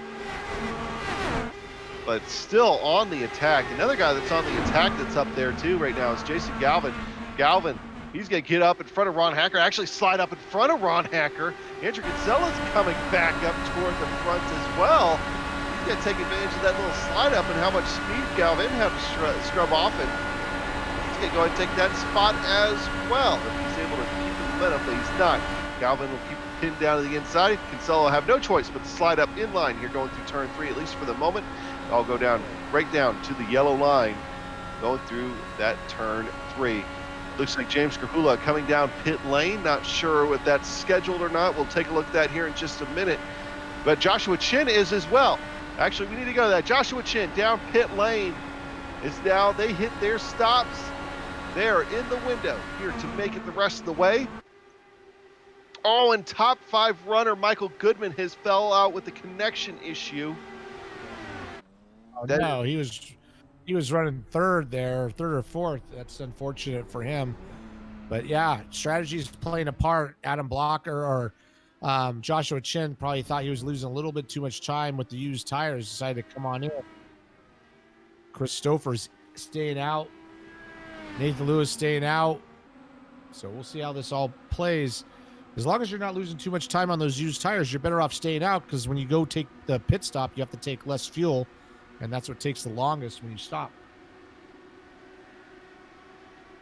Now, Chris Stouffer is catching these guys that just came out of pit lane. They're only separated, right now by the length of the third straightaway going in. So distance between turn 2 and turn 3 between Stouffer and James Krahula. And he's got a ways to go before you get up to Joshua Chin, though. But it'll be interesting to see the lap comparison. For now, coming down pit road. Pit road starting to become a busy, crazy place here at Pocono. We'll be comparing the stops, I'm sure, between Joshua Chin and Chris Stouffer here in just a few minutes. Yeah, and he's coming down alone. No one else came with him. Nathan Lewis, Stephen Larkamp, everybody else stayed out. Be interested to see where he comes out according with Joshua Chin. Chin's going through turn 2 at the moment. Stouffer's rolling. And I think he's going to be able to hold on to this. Chin's at full speed, though. Yeah. That's going to be the problem. It's going to be close. It's going to be close. At the very least, Joshua Chin will be in the draft of Chris Stouffer if he isn't able to completely get around him here. Joshua Chin on the attack. He has the momentum. Stouffer still coming up to speed. Joshua Chin is going to take that over. And now we worry about everybody else's pit stops. Yep. Nathan Lewis is now in. on the road. Stephen Larkamp staying out. He's going to lead some laps here. Joe Branch Lewis now pulling away. So your top three before the pit cycle now all come out. Nathan Lewis. Branch He's is in. probably going to slip back to third as Stouffer takes the position away from Joshua Chin. They're going to have to navigate their way around Nathan Lewis as we're looking at the guys coming down pit road again here. Joe Branch now hit his marks. Ron Hacker almost to his box. Brian Beard almost to his box. Leaders now heading into turn 3. Joshua Chin looking to the inside is Stouffer. Very, very interesting to see where everything plays out here. Will we have just a 3-car horse race to the lead and to the win? Find out in a moment. Watch the rest of the guys come out. In theory, the guys that stayed out a lap or two longer, that's lap or two less fuel they have to take on. Yeah, absolutely. That's kind of what I was talking about. As long as you're not losing lap time, actual time on the track. Joshua Chin and Chris Stouffer look like they're just kind of leapfrogging each other, and Nathan Lewis just sitting back there watching it happen. Ooh, Josh got a little bit loose coming through that tunnel turn, but they're all stacked up. First, second, and third, not on the leaderboard, but basically on the track, according to the pit stop strategy. I can imagine Larkamp, Galvin, and Lipkeman are going to be trying to stay out as long as they possibly can at this point. Yeah, they're going to be hoping for a yellow, and they're going to stay out as long as they can, take less fuel, maybe gain a couple of spots. 1 second in the pit lane less is basically 100 yards less on the track.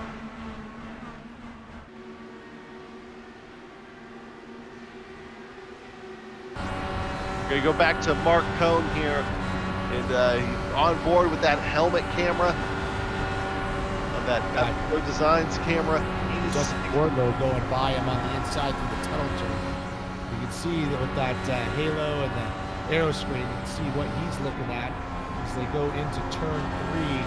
Justin Wardlow did get by him, but he's going to be able to pick up the draft a little bit and maybe kind of slingshot by him as they go down the straightaway. Now, in theory, who should be the leader whenever all the pit cycle is complete? That's Nathan Lewis. He's fighting right now. Chris Stouffer actually has the edge a little bit. Joshua Chin starting to fall back just a touch from these guys as well.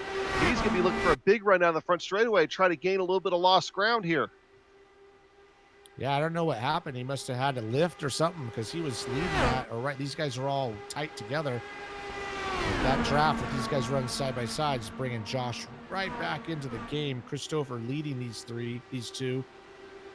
So far sitting in 17th. Not everybody in front of him obviously has pitted.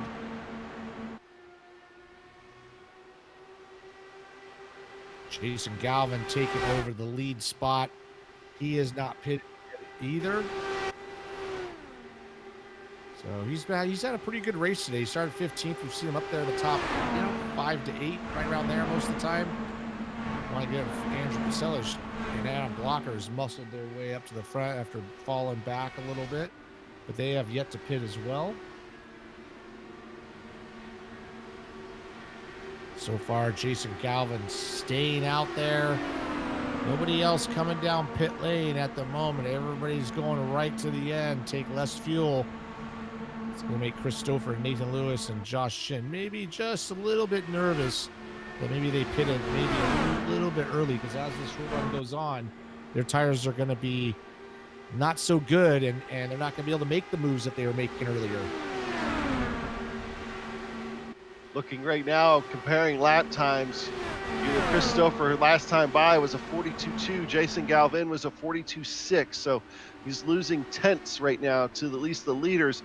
But of course, he's hoping to be able to at least get a few spots, not necessarily trying to leapfrog up to the lead or anything like that, unless something drastic happens here in the next few laps at Pocono. We are working lap 72. We've got 8 to go. Yeah, actually now 73 as the leaders are wrapping their way around.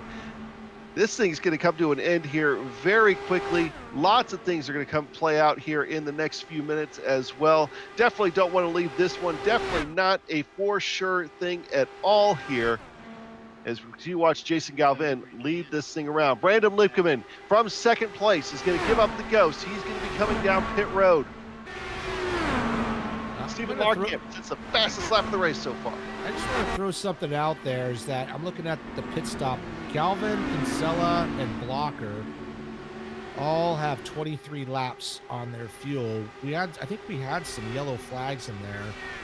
And these guys are going to get really close to the end to just needing a splash and go. So we'll see what happens. I mean, they may be able to pull this off. I don't think they can go without stopping. But if they can just go in, splash, no tires, and get back out, they might hold on to this. Usually see it. I think there's some of them, like Andrew Kinsella, I think he's kind of shifting into more of a, he's been in kind of a fuel-saving mode as well, using draft wherever he can. The biggest factor in that, or the biggest, kind of hint, it might be the length of Lipkeman's stop. If we're able to pull that up here real quick and maybe compare it to the earlier on ones. But Lipkeman just now coming back up to speed as we're watching Andrew Kinsella there. But Lipkeman now, he's got, looks like Jordan Zaldo just behind him. Had an 8.117 pit stop. So obviously less fuel, had to take less fuel. But we are in the closing stages of this thing. Now looking at Blocker and Kinsella once again. And Kinsella is he's just parked right in the toe of Adam Blocker, letting him pull him around right now. Yeah, and Jason Galvin's, I mean, like I say, we only have 4 laps left. He's working lap 25 from his last pit stop. We had some yellow flags. I mean, man, I wonder if he's going to try to make it. I think either Adam Blocker is out, or he just really went into extreme fuel saving mode, but he got way off the gas. Yeah, he wanted to get out of it. He wanted some drafting help to help him with. He didn't want to help Kinsella out, so he wanted to get him by. He needs a job. These guys might be trying to make it. I think they're going to try to make it. I mean, Jason Galvin has 26 seconds on Christopher, or Nathan Lewis. Those guys are still sitting in 15th, 16th, and 17th spot. I mean, they're probably really wondering if maybe they made a mistake. Well, I'll tell you, if Jason Galvin thinks that he can make it, either he thinks he can make it or he definitely knows he can't, because he's still hammered down. He ain't trying to save anything. He is still going after it. Battle right now on the racetrack here for 4th in the closing stages. Jake Wright, Dustin Wardlow, Scotty Johnson's back there. Yazik, this is another Hornet's nest. Only right separated here by a couple tenths of a second. Right now, Jason Galvin's hoping for a yellow flag. Oh, he's coming in right now. He's coming in, splash and go. 26 second on basically Nathan Lewis. We'll see what happens here. We'll see if anybody tries to stay the distance. I think you're going to have some guys try to make it. I think you got Andrew Kinsella and Adam Blocker right now. They're trying to make it. They're not even going 200 miles an hour down the front straightaway. Adam Blocker down to 175. They're doing everything they can right now to save every ounce of fuel, but they can't save too much. You got Adam Frazier now getting back on there. Jake Wright, Dustin Ward, all those guys are catching Blocker and Kinsella. Yeah, and here's the thing. If we get a yellow flag, the race is over. The way some of those guys are going, I mean, it's not out of the realm of possibility in something like this.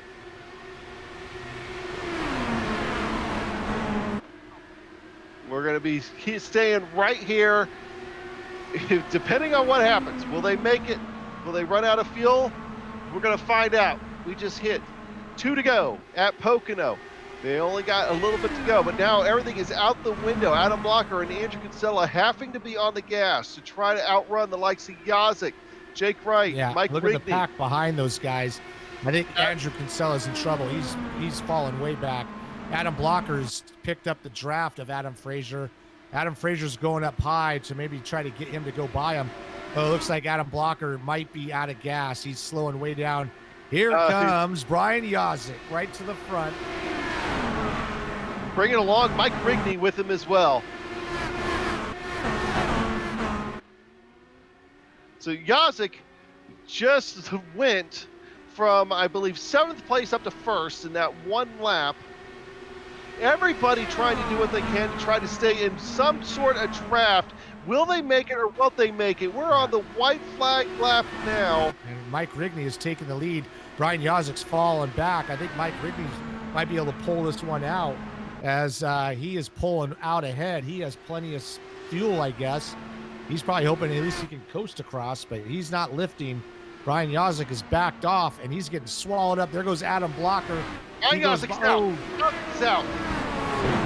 Rigney, all he has to do is get to the start-finish line. I don't care what you say about fuel mileage races. This was exciting, and Mike Rigney picks up the win in the HyperX 200 at Pocono.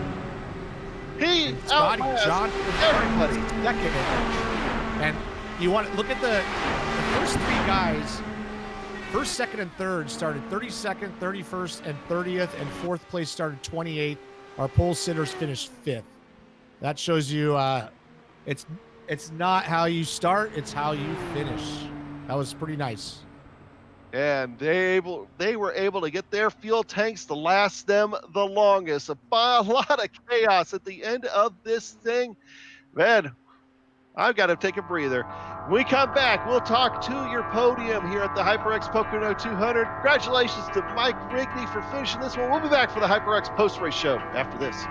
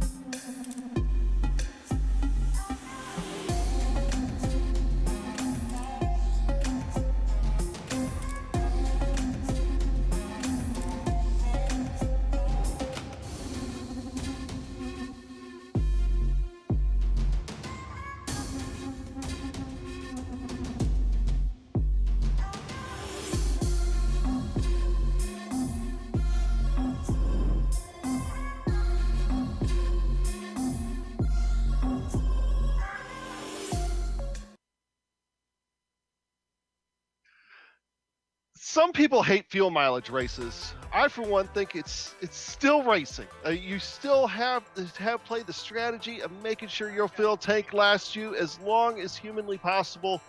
And we ended up with a surprise podium because of that, and it was just incredible. Welcome back to the HyperX Pocono 200 and the HyperX Post-Race Show.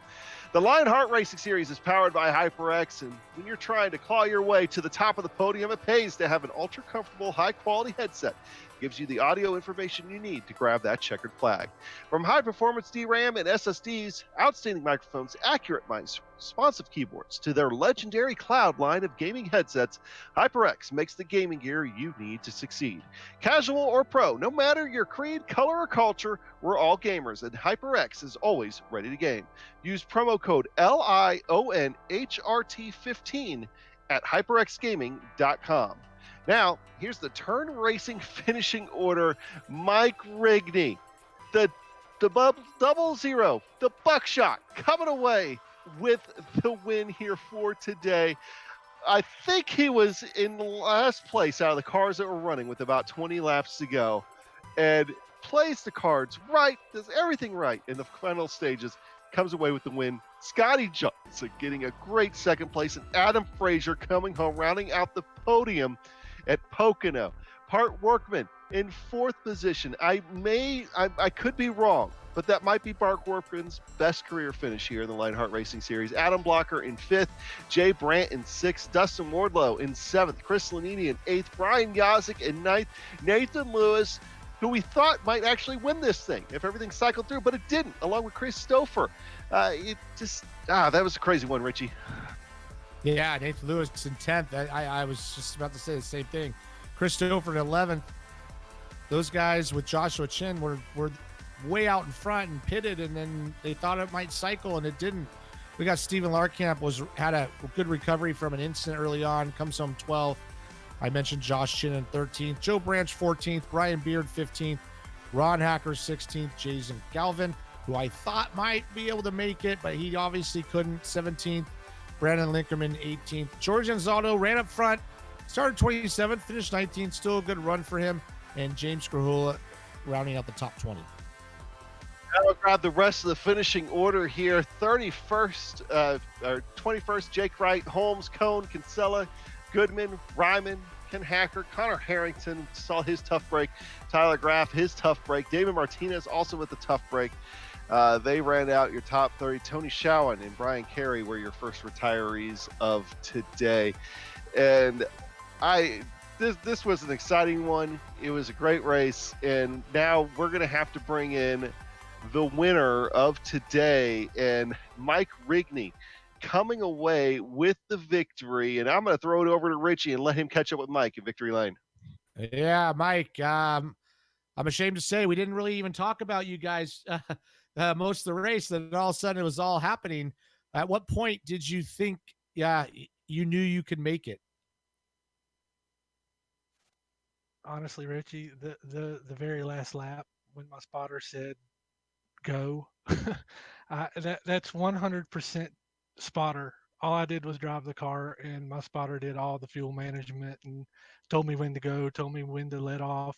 He watched my connection for me. I was having some blinking issues, and he would say, hold position right here for a while till your connection straight. That was 100% spotter. Thank you, Sam Crow. I have no words. I'm truly speechless. Yeah, I mean it was quite a finish there. I mean, first, second, third, and fourth, you guys all started outside the top 28, and like Adam said, it doesn't matter if it's a fuel mileage race or not. It's whoever gets to the end at the shortest time, and you guys did that. Maybe give us a little bit of run, maybe a little bit earlier on how your car was handling, how you felt the tires were working. Well, I was telling Sam that I wanted longer green flag runs. I think I do well with tire saving, and I need those long stints to make positions up. I mean, this is Lionheart. There's not a member from first to 35th that is not capable of winning a race, and you have to race them all um, like they're race winners, and with respect and honor, honestly. During the pit stops, I was talking to my spotter, and it was all about um, consistency. He for the longest time he said, you have an egg under your throttle, you have an egg under your throttle, save gas, save fuel. And he was watching connection, and he just told me to run smooth lines and kept my head in the game, and I did. I ran the smooth as I could. I raced everybody as clean and honorable as I could, and tried to be mindful of my connection, blinking out, and I just ran a smooth race, and it was 100% Sam Crow. All I did was drive the car and do what he told me to do.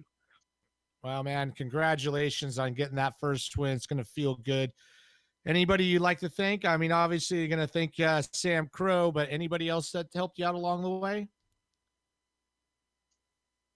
everybody in Lionheart, each and every one of my PMs are blowing up with congrats from the guys I race with, and that means more to me than the win itself.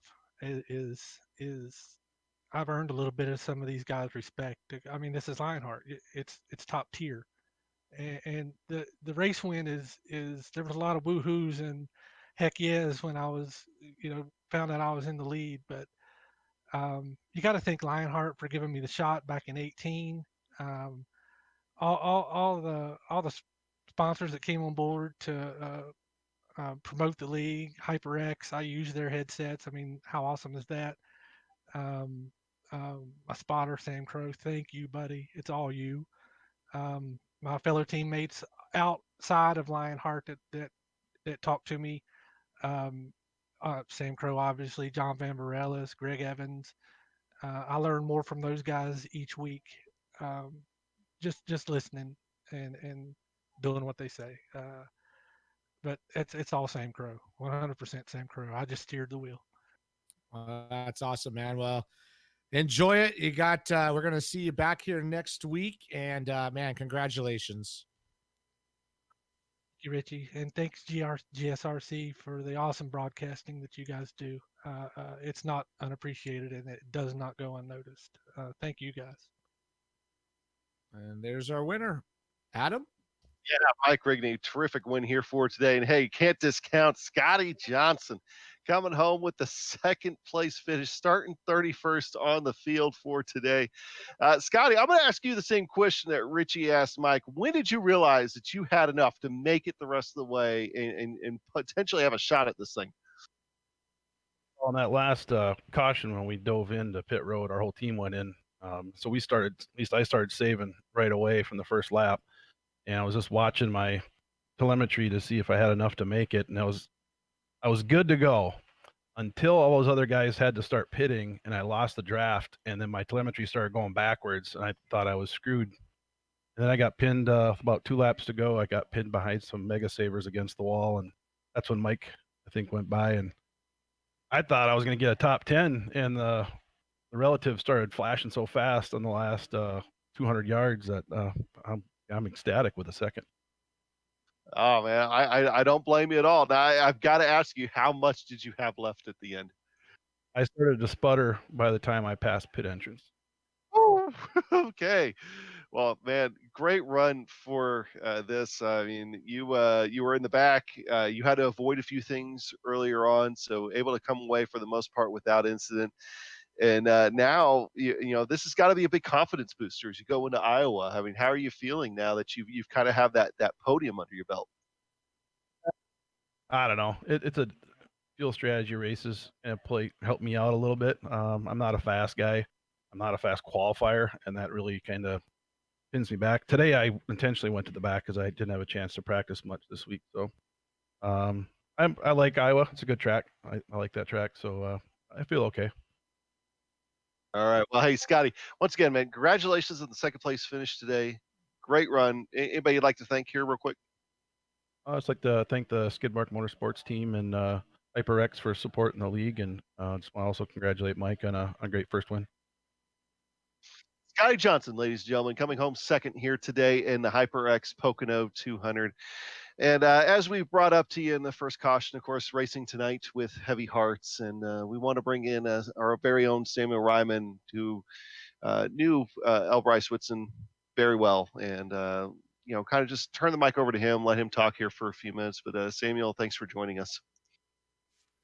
Thank you, Adam. You're putting a lot of pressure on my shoulders already because having to talk about a guy that a lot of people in the league knew, to be honest. That Bryce was involved with many different leagues across iRacing, and if you're involved with iRacing and you're on social media, such as myself, your Facebook page is probably plastered in memory of him because you know, he meant a lot to a lot of different people. You, you know, there's a stereotype every now and then that people who play sim racing or who spend a lot of time on video games are introverts. And I very much fall into that stereotype, or I could almost say I very much fell into that stereotype. Um, and Bryce, a lot of people give up on me when they meet me. They're like, "Oh, this guy doesn't want to hang out. He doesn't want to do stuff." Bryce kind of forced me to get out of my shell. That's what I remember the best about him. Is he'd be like, "Come on, Samuel, let's go karting," or "Come on over, let's watch a movie," and all that. And as I started to do more of that, I enjoyed spending more time with him, and he taught me. He he did a lot of selfless acts, to be honest. He did a lot for me during my time in North Carolina. He helped me find a job when I got laid off once. He's the computer I use is from him. He helped drill holes in the rig for steering wheel for me once. He's just a great guy all around, and that's just my story. I know a lot of other people have a lot of other stories for him. I wish I could have done him justice with a good finish in tonight's race. Unfortunately, I kind of messed up qualifying and I was on the back foot after that. And then everyone saw what happened during the race. But in consolation, it set up for an exciting finish. So I hope all the fans enjoyed that. But yeah, no, he's going to be sorely missed by a lot of people. He'd been fighting leukemia for the last 3 years and taught us all to never quit. Yeah, of course, hearing, especially over the last couple hours, it's like I've always just had the, I shared the racetrack with him a few times, and I, never got to know him, in my earlier days on iRacing, but hearing you guys talk about him, James Krahula, he was, big with him, and it kind of lends the importance of somebody. And from me, I want to say I'm sorry for the loss of your friend, and he's looking down on everybody, and Sam, and it's tough, and just all of us here want to say we're sorry. Yeah, no, obviously my condolences go to his family as well. I was speaking to Rachel yesterday, and I'm sure I'll be in contact with her again soon, and met other members of his family. But yeah, no, he meant a lot of different things to different people, and he's a religious guy. So I'm sure he's up there and watching down, enjoying the race, and probably annoyed at me for not doing better tonight. But again, hope you enjoyed the show, because that was an exciting finish, and I hope all our fans got to enjoy it at the least. Well, thank you very much for stopping by and sharing your words, Sam, and we'll see you next week at Iowa. All right, you too. All right, so that was Samuel Ryman sharing his thoughts there on Elbryce Whitson, who we lost earlier today.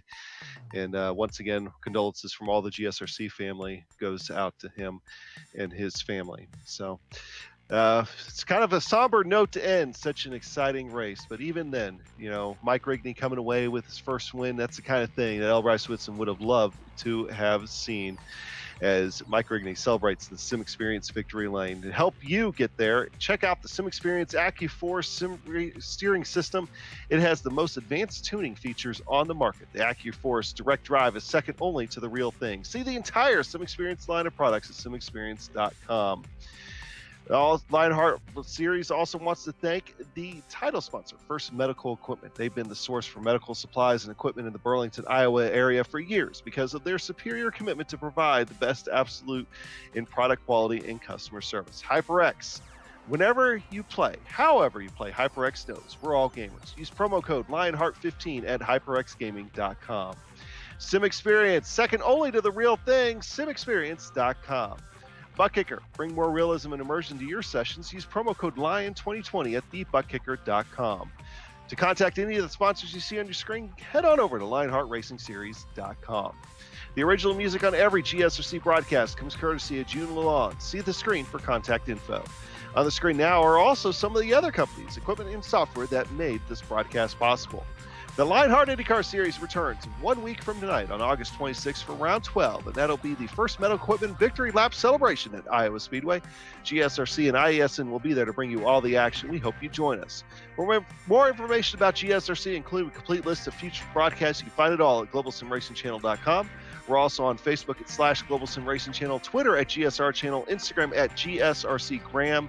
If you're not already a GSRC YouTube subscriber, head on over to the GSRC YouTube page and hit that button to subscribe. Looking for a unique gift? Go ahead and check on out the GSRC merchandise store at gsrc.store.nb. That's 1e.com. Finally, on behalf of the crew, Richie, Sean, Dougie, I'd like to thank you all for watching as Mike Rigney gets his first career win in the HyperX Pocono 200, our second in a row for first career winners. Will we see a third at Iowa? Find out next week. And with that said, we're off to have fun storming the castle. So until next time, peace, good health, race clean, race hard, and we'll see you on the track.